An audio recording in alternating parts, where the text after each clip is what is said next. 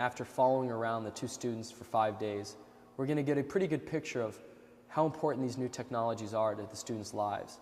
How significant are they? Do we really need them to communicate on a daily basis to get the information that we need? Let's find out.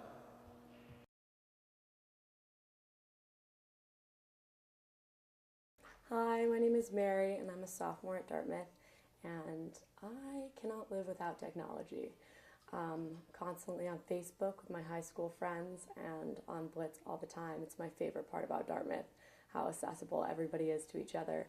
I love my BlackBerry. I text back extremely quickly, and I'm pretty nervous for this week going without it all. Mary and I spend a lot of time together. She's definitely dependent on technology. I would describe her as a fierce texter.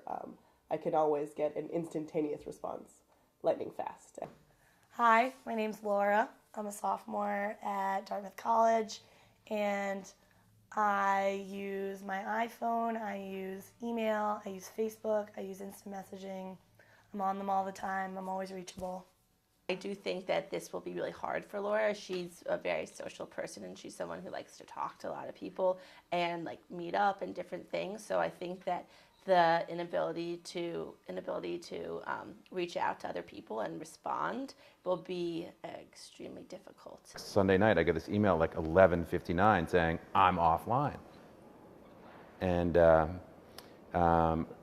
so when Mary goes offline and all of a sudden she's not in touch with you, she's not pinging you all the time, you start to worry.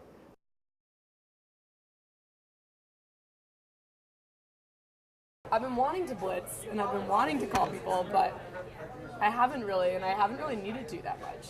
I mean, I find it more stressful for me because whenever I want to talk to Mary, she's inaccessible. And I've already missed out on 2 important stories every day. That's true. That's true. We've also lost some secrecy because over Blitz email. Yeah. Can be a little more secretive, but now she has to tell me that story out loud, and we're large groups of people.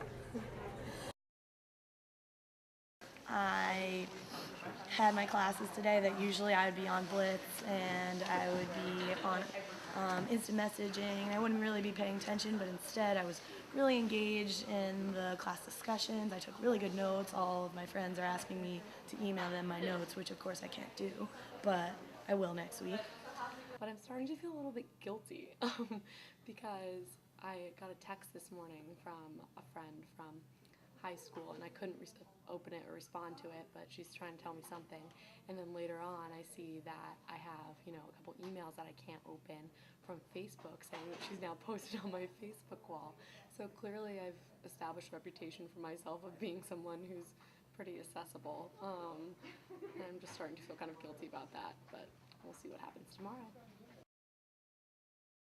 Things are getting a little harder for me lately without technology. People are starting to get mad at me without my technology. So Mary and I got in a fight because we were supposed to go to dinner at 7:15, and I had thought we had agreed on going to dinner since we know that she doesn't have any technology, so I made a huge effort not to flake out on her and be there at 7:15, and then I went to dinner and there was no Mary. Like today I got out of lab and I had no idea where anyone was. I went to a couple of my friends' rooms, I couldn't find them. So I just wandered to one of the dining areas hoping I would find someone. My social networking capabilities, it's so hard to plan everything so far in advance. It's like sort of weird because I didn't expect to be the angry one in this situation. I feel like I'm suffering more than she is. Ironically, she was the one who ended up eating alone, so Rory's not very happy with me about that. She sort of goes about her day knowing that she doesn't have technology, but I go about my day thinking, oh, I'm going to contact Mary, and I can't contact her. There's no way for me to find her or track her down. I have to start sort of stalking her and asking people if they've seen her around, and it's kind of weird. So I know this is actually completely different from what I've been saying the past couple days, but last night before I went to bed, I started thinking about this whole no social networking thing. And I've been realizing that I'm actually being a lot more efficient than usual. And also that maybe it's not necessary to have all these different ways to communicate with my friends. I can just talk to them when I see them in person. It's getting harder and harder to deal with not being able to use my phone or anything. Tonight I wanted to have dinner and I had no idea where any of my friends were, so I really just wandered around searching for them it was completely unsuccessful. I really, really want to study for my test, but I just feel so distracted because usually I'd be studying for a little while and then I would give myself a break and I would, send an email to one of my friends or talk to them on instant message. And now that I don't have that kind of break, I just feel so distracted and I'll just go walk around to give myself a break and then I just end up getting nothing done. Like the first day I remember wanting to, blitz my friends and tell them every little thing that happened to me. But then I just told them later when I saw them and bumped into them. And in a small community like this, maybe it's just not necessary to have so many different means of communication. Maybe we could all take a little break and, get in touch with people in person, which is, sort of a new idea at this point. And so really it's not working out that well for me right now. Tonight I'm going to go out, so that should be fun, but also interesting because I don't know if I'm going to be able to find anyone, so we'll see how that goes. One of my friends that's in one of my classes has been calling me and blitzing me and texting me about an assignment that we have due tomorrow. He's not someone I run into on a routine basis, but I can't blitz him back, and I can't call him back, I can't text him back, and I think that he probably thinks that I'm avoiding him now. Last night going out, it was a lot better than I expected. It was pretty liberating not having to respond to people, if they were asking where I was. I kind of just got to go wherever I wanted, and that was pretty nice. And I think I might not take my phone with me when I go out, even after this project is over. I'm so happy to have access to all of my things again.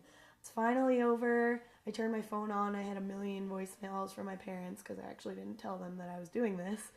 Mary emerged on Friday, and sometime around, was it mid-afternoon or something like that when you came back online? And she was fine. And then she started saying she actually enjoyed it, and it was, it was perfect. And then now that I'm actually reading my email and stuff, I'm glad I did it, but I don't think I could ever do it again at this point. There were just so many people who couldn't reach me, so many people who I couldn't reach just because I don't see them on a day-to-day basis. she changed her major during the 5 days she was off, or she kind of modified her major plan. And some woman who was touring Dartmouth, said that was really because of this whole project.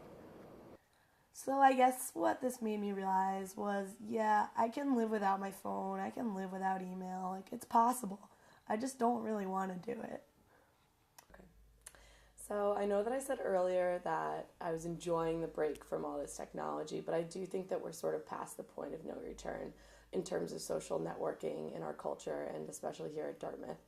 People just expect you to be available and to be accessible and reachable. So while, talking to Rory kind of showed me that while it wasn't that bad for me a lot of the time, and it was sort of liberating for me and kind of fun and funny, and I felt like I could always bump into people, it wasn't really fun for the rest of the people that were still connected. And I think that was pretty revealing in terms of just the extent to which we all expect that we're going to be able to get a hold of each other at all times.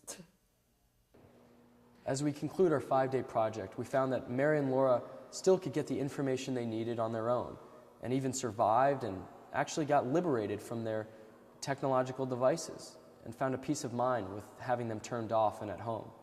Yet at the same time, we find that they're eager to jump back on the train of information and get back on Facebook, log back on to Blitz, turn on their cell phone and start texting again. The question is why? If it's not beneficial and these things could actually waste time, what's the need? Now, unfortunately, that question remains unanswered.